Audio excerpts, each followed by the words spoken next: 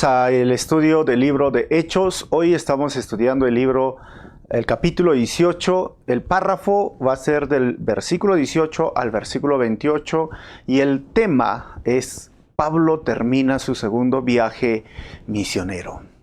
Estamos ya llegando a más de la mitad de este libro, tiene 28 capítulos y estamos disfrutando realmente cómo Dios va obrando a través de la vida de cada persona que se involucra en la misión de Dios. Recordemos, nosotros los seres humanos, somos instrumentos en las manos de Dios. Nosotros hacemos la obra de Dios por la gracia y misericordia del Señor. Nosotros no podemos hacer algo por Dios si es que Dios no lo permite o si es que Dios no es el quien pone en nosotros el querer como el hacer.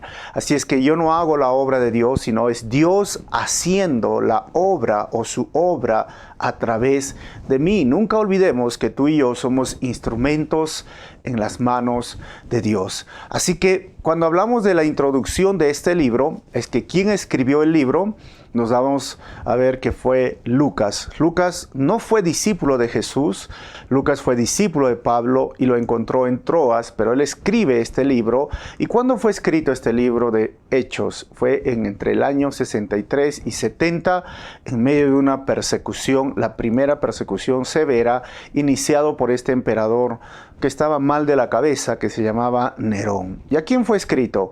Pues fue escrito a Teófilo.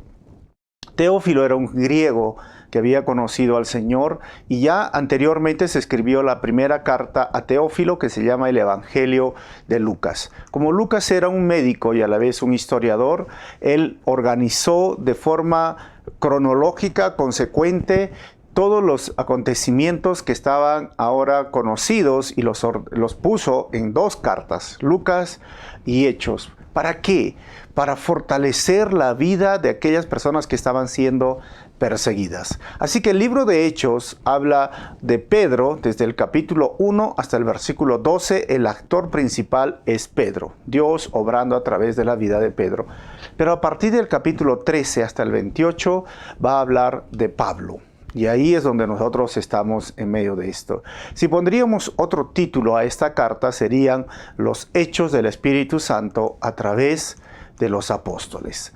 Vamos a orar y continuamos también con el resto de la carta. Señor, quiero agradecerte en esta hora una vez más. Encomendamos siempre en tus manos este estudio y me encomiendo en tus manos que tú hables a cada persona que está escuchando esta enseñanza, que uses mi vida como instrumento en tus manos y háblanos, consuélanos, exhórtanos, Señor, a través de tu palabra. Pido esto en tu nombre, Jesús. Amén. Así que este capítulo 18 está dividido en 4 partes. Ya estudiamos la primera parte cuando Pablo está en Corinto. Y la parte B está desde el versículo 18 hasta el versículo 22, donde Pablo regresa a Antioquía de Siria. La tercera parte, la C, solamente nos muestra que Pablo comienza ahora su tercer viaje misionero y es el versículo 23, y la cuarta parte es del versículo 24 al versículo 28, donde está Apolos en Éfeso. Así que Apolos en Éfeso, vamos a ver qué es lo que trae este estudio y vamos yendo parte a parte. A medida que voy avanzando salen los títulos de las subdivisiones de cada párrafo. Versículo 18, Pablo regresa a Antioquía de Siria con Aquila y Priscila. Dice el texto, después Pablo se quedó en Corinto un tiempo más. Luego se despidió de los hermanos y fue a Cencrea, que quedaba cerca. Allí se rapó la cabeza según la costumbre judía, en señal de haber cumplido un voto. Después se embarcó hacia Siria y llevó a Priscila y a Aquila con él. Entonces, Pablo, después de estar tiempo en Corinto, agarra un barco, Cencrea, se va a este puerto y recordemos cómo ya estaba el viaje misionero. Recuerden que sale de Antioquía de Siria, que Judea queda más abajo, ustedes ven en el mapa, y luego parte a Tarso, va a Derbe, luego pasa por Iconio, luego se va a Listra y luego va por Antioquía de Pisidia. Quería visitar otras iglesias en Asia, pero el Espíritu Santo no le permite, así que va a Troas, justamente donde conoce a Lucas. Ya en Listra, en Iconio, conoce a Timoteo y lo une a su viaje. Cruza el mar Egeo y se va a Filipos, esta parte de Europa que ya hoy día se conoce como Grecia.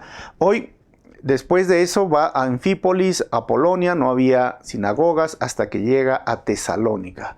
Pablo ahí empieza otra iglesia, ya en Filipos y en Tesalónica hemos visto cómo sucedieron cada evento en el viaje de Pablo. De ahí se va a Berea y de Berea va a Atenas, al Dios no conocido, ese sermón famoso que hace, que ya lo hemos estudiado, y se va a Corinto, donde se queda 1 año y 6 meses, según el Señor le consoló, le dijo, no te preocupes, ¿no? Quédate en esta ciudad totalmente inmoral. Ahora tiene que cruzar el mar y tiene que ir a Éfeso y cruza, regresando ya, terminando su viaje, como dice el texto, regresa a Éfeso. Y hay 2 cositas más en este versículo. Ya vemos que vamos el viaje y dice, allí se rapó la cabeza según la costumbre judía en señal de haber cumplido un voto. Este voto, la gran mayoría de los intérpretes, habla que tiene que ver con Números capítulo 6 del versículo 1 al versículo 21, que yo les animo a que lo puedan leer, es bastantes versículos, pero está hablando de un voto nazareo. Pablo lo va a repetir otra vez en Hechos capítulo 21, versículo 24.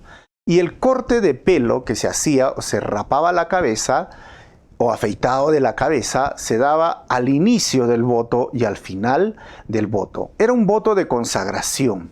Y por tradición, el voto nazareo solo podía cumplirse en Judea. Pero Pablo empezó este voto en Cencrea, como estamos viendo, no en Judea. ¿Y qué significa? Está rompiendo la tradición judía. Y al romper esta tradición judía, vemos a Pablo que está todavía teniendo las costumbres judías, pero no las está siguiendo fiel al pie de la letra, porque tiene en su mente a Cristo ahora como su Salvador y Señor, pero sus tradiciones todavía no las ha dejado o simplemente las toma como quizás alguna situación festiva o como una representación de lo que podría significar la consagración, como el hecho de estar 1 año y medio en esa ciudad tan inmoral, tan corrupta como estuvo en Corinto, y él estaba pensando como, ¿sabes qué? Tengo que hacer algo que signifique que realmente estoy consagrado al Señor. Y cuando hablamos de consagrado, o que tenía que ver básicamente con el hecho de llamarse santo, es ser apartado para un propósito divino. Cuando los nazareos o este voto nazareo se hacía, se tenía un proceso largo que cumplir. Pero tenías, desde que te cortabas el cabello, tenías 8 días para ir y presentarte al sacerdote. Por eso es que Pablo emprende su viaje directamente por Éfeso y va a tener que ir a Jerusalén. Pero en medio de este viaje, dice también que lleva a esta pareja, Priscila y Aquila. Y esta pareja, que ya lo vimos en el estudio anterior, nos muestra lo siguiente en este versículo. Aquila era el varón y Priscila la mujer, o Prisca, que esta mujer que hemos visto de una grande trayectoria y riqueza en Roma, que se la consideró en la historia, pues parece que esta pareja, ella es Priscila, pero por la importancia de su nombre, siempre se le pone primero. Es curioso en esto, Priscila y Aquila, que no es normal, sobre todo en las escrituras antiguas, donde el hombre figuraba primero y luego la mujer, pero nos hace entender cómo va evolucionando, o diríamos cambiando la perspectiva de importancia y relevancia delante del Señor. En Cristo ya no hay varón ni mujer, todos somos iguales delante de Dios. En la cultura que se escribe la Biblia, las mujeres no tenían derechos, solo tenían obligaciones. Pero si miramos en el libro de Génesis, en el capítulo 1, todos por nacimiento, por creación, nos da un valor intrínseco. La dignidad del ser humano está basada en la imagen de nuestro Padre y Creador. Dice en Génesis, Dios creó al hombre y a la mujer y los creó a su imagen. Nadie es mayor que nadie. Somos iguales ante Dios. Obviamente que dentro de la iglesia y el hogar hay un rol. Y en ese rol Dios lo destaca al varón, pero no lo hace porque es mejor o mayor que la mujer, sino lo hace por una cuestión de orden y de responsabilidades. Así que hay que tener mucho cuidado a veces porque personas piensan que la Biblia es machista, que Dios es machista, pero aquí vemos en este versículo donde pone a Priscila y Aquila, no lo está siendo. Versículo 19. Pablo regresa a Antioquía de Siria y pasa por Éfeso. 19. Primero se detuvieron en el puerto entonces de Éfeso, que estamos viendo, donde Pablo dejó a los demás. Y eso significa al equipo. Mientras estuvo en Éfeso, fue a la sinagoga para razonar con los judíos. Imagínense, Pablo quería ir a Éfeso, ¿se acuerdan? De ida, diríamos, porque ya está de vuelta o de regreso, y va a las sinagogas a razonar con las personas, es decir, a explicarles el Antiguo Testamento, cómo las profecías se cumplieron en Jesucristo y que Jesús es el Mesías.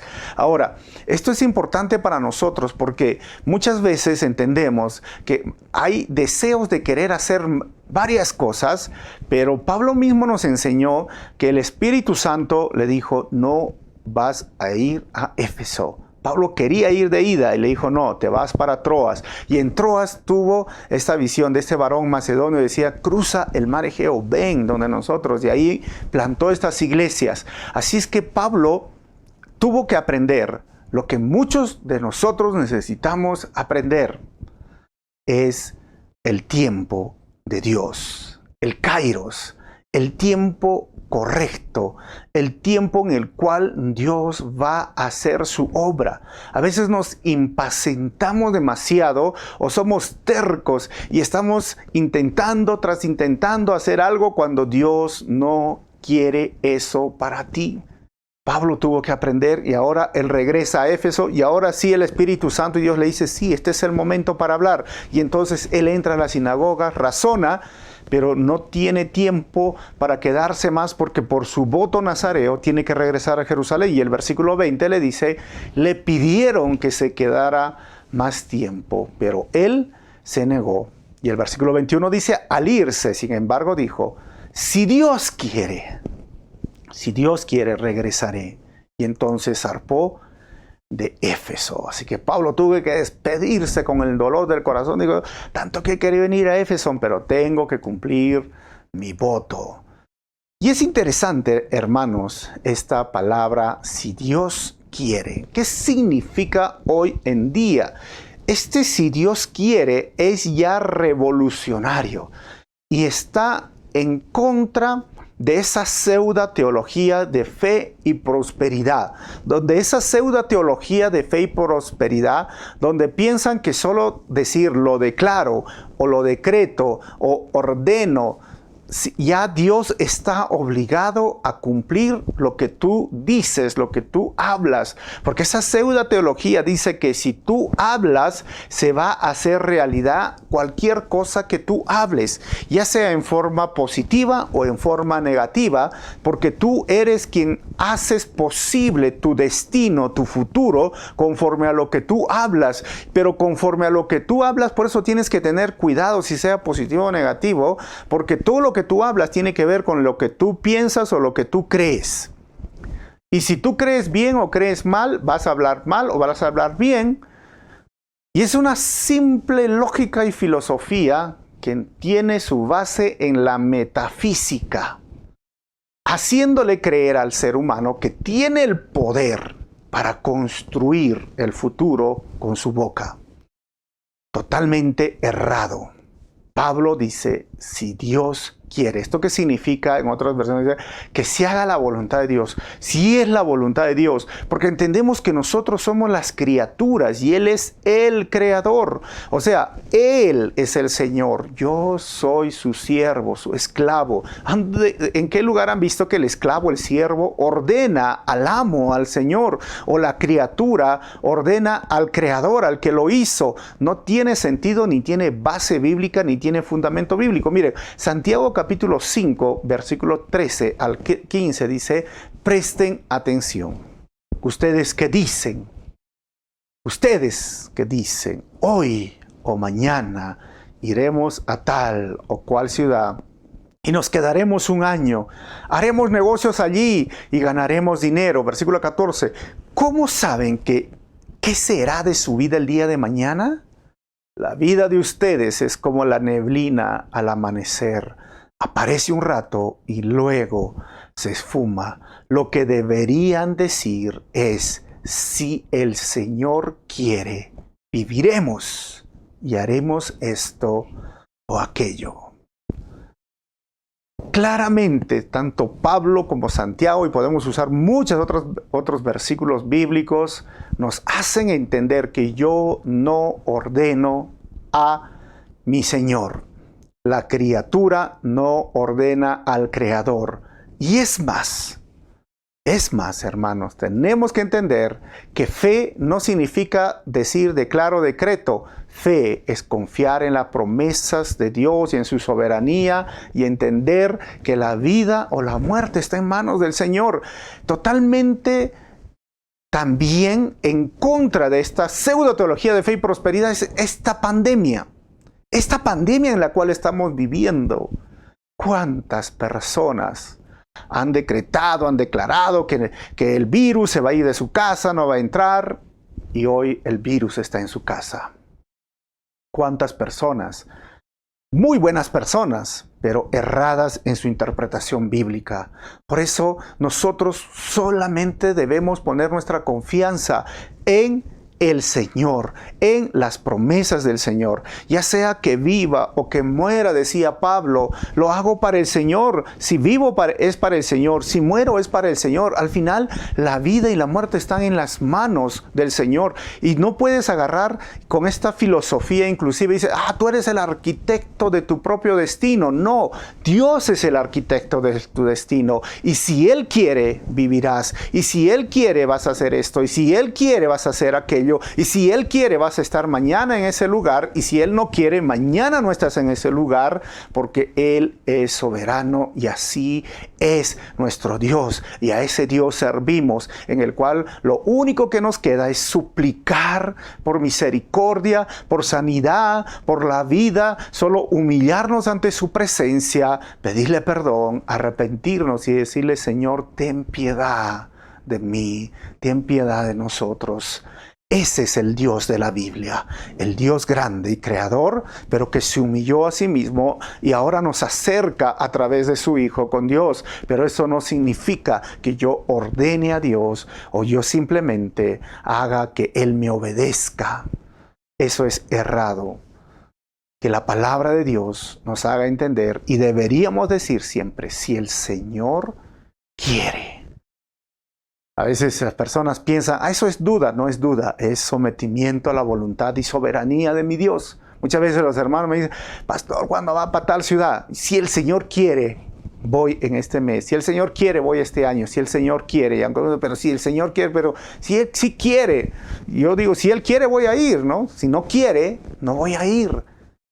Como les vuelvo a decir, este virus nos ha enseñado hoy, no solo a nosotros, sino a veces a esos predicadores del Evangelio de Fe y Prosperidad, a que entiendan y revisen su interpretación bíblica. Así que Pablo dice, si el Señor quiere, voy a regresar a Éfeso. Versículo 22. Pablo regresa a Antioquía de Siria y pasa por Jerusalén para terminar su viaje misionero. Dice el versículo 22, la siguiente parada fue en el puerto de Cesarea. De allí subió y visitó a la iglesia de Jerusalén. Y recuerden que subió es porque Jerusalén queda en una llanura, en una parte alta. Y luego regresó a Antioquía. Así que Pablo termina aquí su segundo viaje misionero del año 49 que inició al año 52.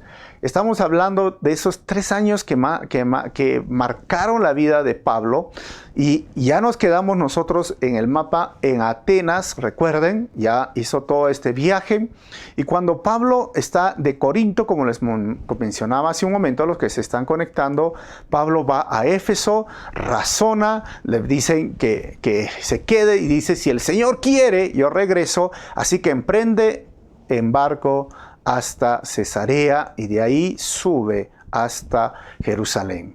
Habla con los hermanos, se saluda, pero el texto nos dice que regresa a Antioquía de Siria, o Antioquía, y ahí se queda por un tiempo con los hermanos. La iglesia le da la bienvenida, lo reciben a Pablo después de años, y él tiene mucho que contar a su iglesia. Pablo tuvo una iglesia a quien rendir cuentas, una iglesia que lo esperaba y oraba por él. Y esto nos hace entender, hermanos, que la obra misionera se realiza en equipo, con iglesias que envían y personas que responden al llamado. Tengamos cuidado. ¿Y por qué lo digo esto en equipo? Porque tengamos cuidado de aquellos misioneros que no tienen iglesia que les envían. Recuerden, hay muchas personas que he conocido en el ministerio, ¿no? Tienen muy buen entusiasmo, son muy buenas personas, pero no tienen una iglesia a quien rendir cuentas. Y qué difícil es en el ministerio o servir a Dios sin tener a alguien a quien rendir cuentas, y sin tener a alguien que lo respalde en oración, y sin tener a alguien que pueda tener la capacidad de trabajar en equipos. O sea, la obra de Dios no se hace con llaneros solitarios, se hace en equipo. Y aquel que no sabe trabajar en equipo, por eso les digo, tengan cuidado, porque aquel que no sabe trabajar en equipo puede ser un problema a la iglesia local, y va a ser un problema a la iglesia local. Pablo mismo nos enseña, siempre era Antioquía de Siria su primer viaje. Ahora su segundo viaje llega a rendir cuentas. Sí, la iglesia existía en Jerusalén. Sí, Pablo estaba y visitó Jerusalén, pero su iglesia era Antioquía de Siria. Así que si tú estás hoy y escuchando esta enseñanza y no tienes una iglesia, busca una iglesia, sé parte de una iglesia, sé parte de un equipo, porque así se hace la obra de Dios. Y recuerden, cualquier situación que quieran conversar conmigo, escriban ahí en el Messenger o en los comentarios para conectarme si no tienes una iglesia. Ahora, la parte C, Pablo comienza su tercer viaje misionero. Miren, versículo 23, Pablo comienza su tercer viaje misionero por las regiones de Galacia y Frigia. 23, después de pasar un tiempo en Antioquía, Pablo regresó por Galacia y Frigia, donde visitó y fortaleció a todos los creyentes. Y ahora sí, Pablo empieza, parece que fue un año, meses. El tercer viaje misionero va a ser del año 53 al año 57. Y todas estas regiones de Galacia y Frigia, que no se pudo hacer en su segundo viaje, ahora el Señor le dice: vas a visitar. Siempre sale de Antioquía de Sirio, se va a Tarso, pasa por Derbe, por Listra, pasa por Iconio, pasa por esta iglesia de Antioquía, y ahora se va a Éfeso. Pablo va a regresar a Éfeso, donde se va a quedar años, y eso lo vamos a ver la próxima semana. Pero este versículo marca ahora el comienzo del tercer viaje misionero de Pablo. ¿Y qué hacía Pablo por Tarso, por Derbe, por Iconio? El texto dice que estaba fortaleciendo la fe y animando a los hermanos. Esto es algo muy interesante. ¿Por qué estaba fortaleciendo la fe? Porque ellos ya tenían fe en Jesucristo, porque ya conocían el Evangelio, ya tanto en su segundo viaje misionero, ahora que hemos visto su primer viaje misionero, su segundo. Pero fortalecer la fe es que tú puedas comprender mejor las doctrinas de la salvación, las doctrinas de Cristo, las doctrinas del Padre, la doctrina del Espíritu Santo, la doctrina de la palabra. O sea, hay tanto para aprender, y cuanto yo más conozca de la palabra de Dios, mi fe va a ser más fuerte. Pero ¿qué más va a fortalecer mi fe? Conocer y tener convicción de las promesas de Dios para tu vida y para mi vida, para tu familia y para todas las personas, hace que yo pueda confiar en las promesas del Señor y mi fe se siente fuerte. Pero ¿qué más necesito conocer para que se fortalezca mi fe? Conocer quién es Dios. Por eso que cuando estudiamos la soberanía de Dios, cuando entendemos la supremacía de Dios, cuando entendemos la misericordia de Dios, cuando entendemos la omnipotencia, la omnipresencia, cuando entendemos la omnisciencia de Dios, la eternidad de Dios, el amor de Dios, la gracia de Dios, la bondad de Dios, o sea, todos esos atributos de Él, yo digo, wow, ¿qué viste en mí? Yo tendría que decir como el salmista, ¿qué es el hombre? ¿Qué soy yo para que te acuerdes de mí? Cuando entendamos y comprendamos quién es Dios, mi fe se fortalece. Hermanos, la fe se fortalece al aprender más de Jesús y su palabra. Y como dijo Pablo, y los pastores y maestros sirven en ese sentido. Esa es la función, por eso somos un equipo y una iglesia. Efesios 4:11 al 13, Pablo dice, ahora bien, Cristo dio los siguientes dones a la iglesia, los apóstoles, los profetas, los evangelistas y los pastores y maestros.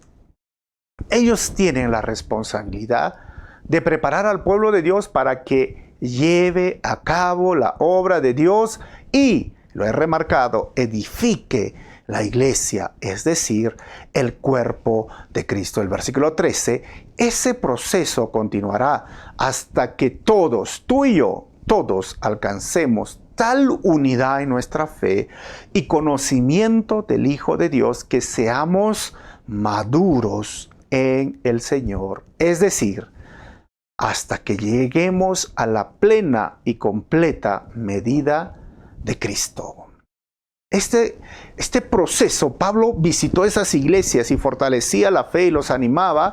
Lo que él quería, y estamos hablando del libro de Efesios, donde él quedó en esta ciudad de Éfeso, de ahí sale Efesios, el propósito de enseñar la palabra, de fortalecer la fe, es que tú y yo seamos maduros en el Señor. Maduros, no más duros, ¿no?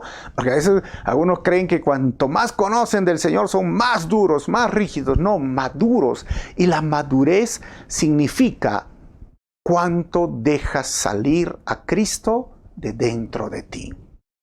La inmadurez es cuánto dejas salir de tu carne cada día. En otras palabras, debes hacer como Juan dijo, es necesario que yo mengüe, es necesario que Efraín sea menos y que Cristo sea más en mi vida. Que la gente que me conoce, que me ve, pueda ver más a Cristo en mi vida que al viejo Efraín o al Efraín viejo, no sé, a la vieja naturaleza, que puedan ver a Cristo. ¿Y eso qué significa? Que soy maduro en Cristo. Cuanto tú más dejas salir tu carnalidad, tus mal carácter, tus malas actitudes, tus palabras o conducta, como quieras verlo, eso significa que eres inmaduro. Y no importa qué tanto tiempo tú pases en la iglesia, si no has madurado en Cristo, es porque tú no estás poniendo en práctica la fe.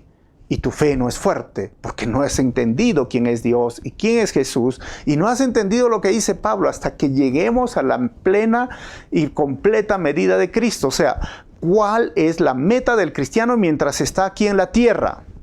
Representar y reflejar a Cristo, tal como vivió Cristo. Por eso si hay malas actitudes, cuestiones, tú dices, pero ¿cómo lo voy a hacer? Tú ponte a pensar, ¿qué haría Jesús? Si tú eres esposo, ¿cómo trataría Jesús a su esposa? Si tú eres esposa, ¿cómo trataría Jesús, no? Si tú eres hijo, ¿cómo haría Jesús con el Padre? Si tú eres padre, o sea, ¿qué haría Jesús? Ya sea en el trabajo, ya sea en mis relaciones interpersonales. La inmadurez es dañina frente a cada persona que está a tu lado. Si tú eres un cristiano inmaduro, créeme, que las personas que están a tu lado van a decir, si eso es ser cristiano, ¿para qué soy cristiano? Si tú eres una persona inmadura, hasta vas a avergonzar al evangelio, porque las personas van a decir, oye, si ese es cristiano, mejor yo me quedo así como estoy.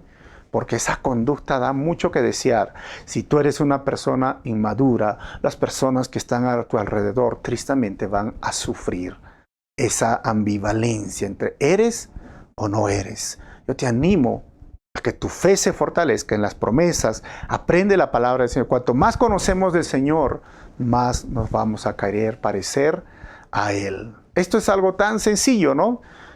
A veces tan difícil de cumplir. Y Pablo estaba cumpliendo eso en las iglesias que él visitó. La cuarta parte de este capítulo 18 es Apolos en Éfeso. Apolos en Éfeso predica con entusiasmo. Mientras tanto, un judío llamado Apolos, un orador elocuente que conocía bien las Escrituras, llegó a Éfeso desde la ciudad de Alejandría, en Egipto. Ahora, Lucas pone a Apolos entre un paréntesis, porque al siguiente capítulo va a empezar el viaje, el tercer viaje misionero de Pablo con todo esto. Y es un judío que estaba discutiendo o hablando con muchas personas, evangelizando y predicando. Pero ¿quién es este Apolos? Mire, para empezar, es muy raro que un judío sustente el nombre de un dios griego. Apolos es un nombre griego, pero nos menciona que tenía un alto nivel de educación, era elocuente en la predicación y también era instruido en las Escrituras. Ahora, él también ministró y tuvo su ministerio en Corinto, que fue útil. Recuerden que Pablo mismo, cuando empieza Corinto, decía, unos dicen que son de Apolos, unos dicen que son de Cefas, unos dicen de Pablo, de Cristo. Pues Apolo estuvo ministrando ahí. Él tenía esa elocuencia, como lo podemos ver. Pero dice que llegó a Éfeso desde la ciudad de Alejandría, en Egipto. ¿Y dónde queda Alejandría? Alejandría está en el norte de África, cerca a Jerusalén. Y yo tengo ahí un mapa donde ustedes pueden ver para ubicarnos. Y fue la segunda ciudad más grande del Imperio Romano, conocida por su gran biblioteca y esa vida académica. El Imperio Romano se puso ahí, por eso hay textos de Alejandría, y tenía una gran cantidad de población judía en esa región. Por lo tanto, se tuvo que hacer una Biblia hebrea traducida al griego, a la cual se llamó la Septuaginta. Y esta Biblia, antes que Cristo aparezca en Belén, ya se había traducido la Septuaginta, la versión griega del Antiguo Testamento, traducido del hebreo al arameo, del hebreo y el arameo al griego, porque tenía un alto nivel académico, educacional. Esta región tenía esa biblioteca. Se decía que todos los de Alejandría les gustaba leer y eran muy cultos, y de ahí sale Apolos. Pero vemos ahí a este Apolos en Éfeso. Versículo 25 dice, había recibido enseñanza en el camino del Señor y les enseñó a otros acerca de Jesús con espíritu entusiasta, dice, y con precisión. ¿Cuál era el problema? Sin embargo, él solo sabía acerca del bautismo de Juan. Imagínense. Tenía entusiasmo, tenía precisión de las Escrituras cuando hablamos del Antiguo Testamento, pero su mensaje no estaba completo. Solo sabía acerca del bautismo de Juan. ¿Y qué significa esto que solo sabía del bautismo de Juan? Cuando nosotros miramos el Evangelio de Juan, nos damos cuenta que el mensaje de Juan estaba basado en el arrepentimiento. Estamos hablando de Juan el Bautista. Y decía que iba a venir el Cordero de Dios que iba a quitar el pecado del mundo. Él hablaba que el Mesías, su venida ya estaba cerca, así que necesitaban arrepentirse. ¿Y qué significa arrepentirse? Dejar lo malo que estás haciendo y volverte a Dios. Debes de dejar el pecado, debes de dejar todo aquello que está en contra de la voluntad de Dios, en contra de la palabra de Dios, y volverte en arrepentimiento, en decirle, perdóname, Señor, volverte a Dios. Su mensaje estaba ahí, bien, pero no tenía más conocimiento de la cruz de Cristo. ¿Qué es lo que hizo Jesús en la cruz?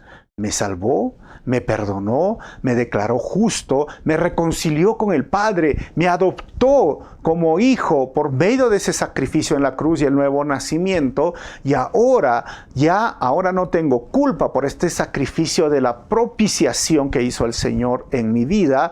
Y es más, en la cruz Él lavó mis pecados, y hoy, a través de ese nuevo pacto que hizo en la cruz, incondicionalmente, hoy puedo disfrutar de la salvación.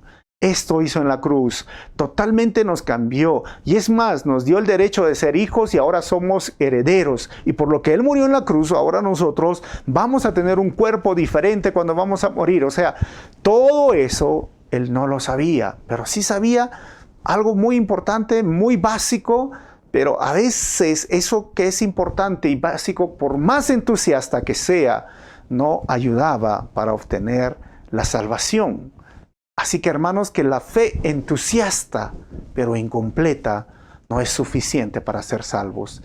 Nadie puede ser salvo sin arrepentimiento y fe en la obra de Jesús en la cruz. Versículo 26. Cuando Priscila y Aquila lo escucharon predicar con valentía en la sinagoga, lo llevaron aparte y le explicaron el camino de Dios con aún más precisión. Interesante cómo es. Aquí vemos esta pareja, Priscila y Aquila, que se menciona otra vez su nombre primero de Priscila y la mujer. Y es que me parece también que Apolos era un hombre enseñable, porque lo lleva a un costado y le dice, mira, te vamos a hablar, está bien, pero tienes que entender que ya el Cordero de Dios, el Mesías, murió, resucitó. Y toda esta doctrina que les acabo de relatar un momento les empezó a hablar. Qué interesante que hayan personas cultas, educadas, que son enseñables. Porque créeme que no es fácil ser enseñable, y especialmente cuando pasan los 50 años, ¿no?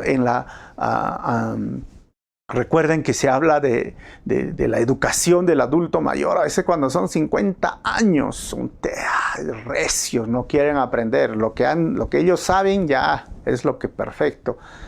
Pero él tenía esa actitud.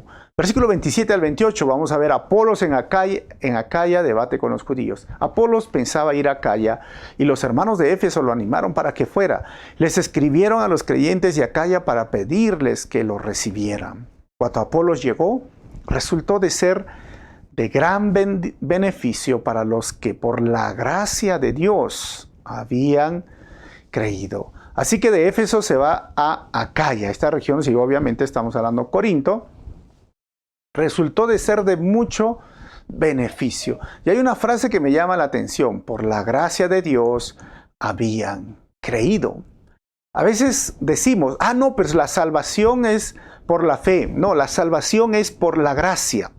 La gracia es el medio, la fe es como el vehículo que me lleva a poder tener esta convicción, pero la gracia es como la base para nuestra salvación. Somos salvos por la gracia, dice Efesios capítulo 2, versículo 8 y 9, ¿no? Somos salvos por la gracia, el medio, el vehículo es la fe, pero la fe ni siquiera es un regalo que nosotros hemos merecido, es un regalo inmerecido de parte de Dios, así que es una obra completa de Dios, es la gracia que nos da más allá de lo que nosotros merecemos, por lo cual nosotros somos salvos. No somos salvos por la justicia de Dios. Si fuese la justicia de Dios, hoy estaríamos todos nosotros los cristianos sin esperanza. ¿Por qué? Porque la justicia de Dios demanda castigo y el castigo es eterno. Es el lugar que se llama el infierno. O sea, bajo la justicia de Dios, todos los seres humanos merecen el infierno porque están bajo condenación y son enemigos de Dios. Pero Cristo suplió la justicia de Dios en la cruz del Calvario. Y eso Apolos no lo conocía, y tú y yo lo conocemos. Por eso esa justicia obtenida en su obediencia en la cruz nos los da a nosotros, nos los otorga a nosotros. Por eso somos justificados, es decir, declarados justos.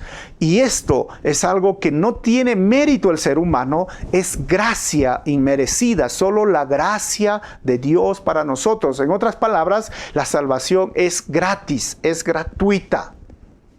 Necesitas fe y dejar lo malo, arrepentirte, pero es gratis. Entiéndelo. Así que la única forma de creer o tener fe en la obra de Jesús en la cruz es por la gracia de Dios a nosotros. Versículo 28. Refutaba a los judíos en debates públicos con argumentos poderosos usando las Escrituras, esto significa el Antiguo Testamento, y les explicaba que Jesús es el Mesías. Esto era para los judíos. Jesús es el Mesías. Hoy para nosotros Jesús es el Salvador de tu vida, de esa condenación eterna que Él quiere librarte. Porque no es que vamos a ser condenados, sino ya somos condenados. El ser humano está condenado, está bajo la ira de Dios y su destino es el lago de fuego. Y por la justicia de Dios, todo ser humano se va al lago de fuego. Pero viene la gracia de Dios a mi vida y abre mis ojos por medio de la fe para poder ver la salvación. Y cuando tengo esta revelación, solo le debo de pedir, perdóname, Señor. Y tienes que dejar todo lo malo que estabas haciendo y decirle, Señor, yo quiero ser ahora tu hijo, tu siervo. Él va a ser tu amo y Señor. Esta relación hace que tú y yo podamos disfrutar de la vida eterna que solo la otorga Cristo. No la religión, solo Cristo. Voy a terminar con 3 conclusiones este último párrafo. Primero, nosotros no ordenamos a Dios porque somos sus criaturas y Él es el creador. Entonces siempre debemos de decir, si el Señor quiere. Repítelo conmigo, si el Señor quiere, viviremos. Si el Señor quiere, haremos aquello. Si el Señor quiere, iremos a tal lugar. Si el Señor quiere, esto refleja una completa humildad delante de Dios y sobre todo un completo entendimiento de la soberanía de Dios y decirle, Señor, me pongo en tus manos. Como Pablo, Santiago y muchos apóstoles lo hicieron. Número 2, la fe se fortalece entendiendo más sobre las promesas de Dios y su palabra. Y número 3, uno puede tener una fe entusiasta pero sin llegar a ser salvo. Porque somos salvos por la gracia y el hombre necesita arrepentirse y creer en la obra de Jesús en la cruz. Si hoy hay personas que están escuchando esta enseñanza y todavía no son salvos, ora conmigo, pídele perdón y vamos a hacer esa oración. Tú puedes repetir donde tú estás y dile, Señor Jesús, yo te pido que me perdones y que me ayudes cada día a conocer más de tu palabra. Recíbeme como un hijo tuyo. Quiero dejar todo lo malo que estaba haciendo y volverme obediente a tus mandamientos. Quiero pedirte que seas mi Salvador y mi Señor. Y quiero pedirte una vez más que me hagas parte de tu reino. Amén. Si tú has hecho esa oración, hermano, hermana, amigo, has nacido de nuevo, sabes, hay algo que está empezando en ti. Y también quiero orar por aquellas personas que hoy todavía su fe no está siendo fuerte y que están dudando en cualquier situación. Oremos, agradeciendo al Señor por su palabra, por sus promesas que son para ti y en Él son sí y amén. Padre, quiero darte gracias una vez más por este tiempo tan especial. Oro por mis hermanos, que en medio de cualquier circunstancia a veces su fe no es fuerte, o todavía es inmadura, o sus actitudes son inmaduras. Tú deseas que nosotros seamos como tú. Tú deseas que nosotros reflejemos tu vida, tus acciones, tus palabras mientras estemos en este mundo. Hasta llegar a esta estatura, Señor, fortalece nuestras vidas porque queremos, deseamos, Señor, vivir como tú vivías en este mundo. Deseamos amar también de forma incondicional como tú amabas en este mundo. Deseamos actuar como tú actuabas en este mundo.